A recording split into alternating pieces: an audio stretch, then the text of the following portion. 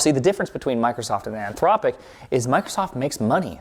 I know, crazy concept for Anthropic, but Microsoft makes a lot of money. Whether you like it or not, they're one of the biggest companies in the world, and therefore, they can actually kind of take like a bit of a nosedive for a while accumulating users. But even at this point, they're going, hey, we can't do this. We got to make more. This is silly.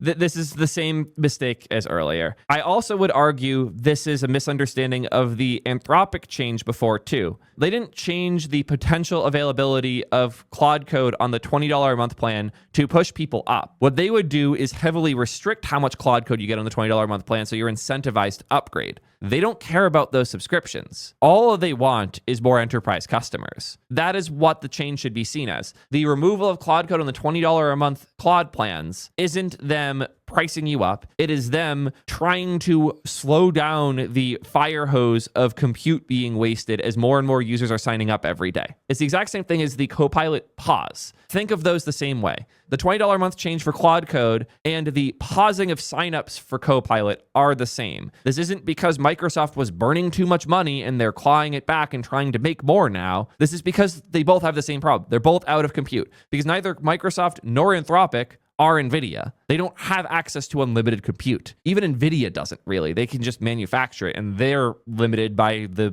companies they rely on to actually fab the silicon and shit. There is not enough compute in the world right now. That is the problem. We are working with a limited resource, and the limited resource isn't money. And if we keep trying to make it about money and not the amount of compute available, you're going to start going down conspiracy theory paths that just aren't true. These behaviors do represent the end of something, but this isn't the end of the subsidy economy. This is the start of compute restrictions really affecting the way companies think.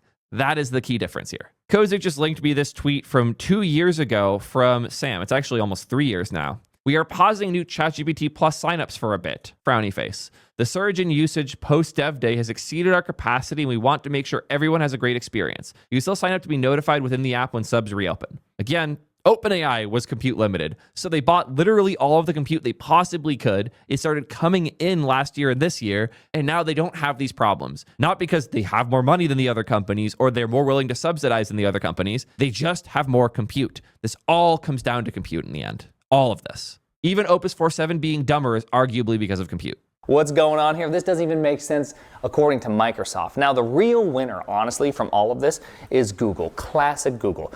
They're pouring like $100+ billion a year into AI, and they can just do that. And guess what? After they pour $100 billion, $200 billion into AI, they still make money.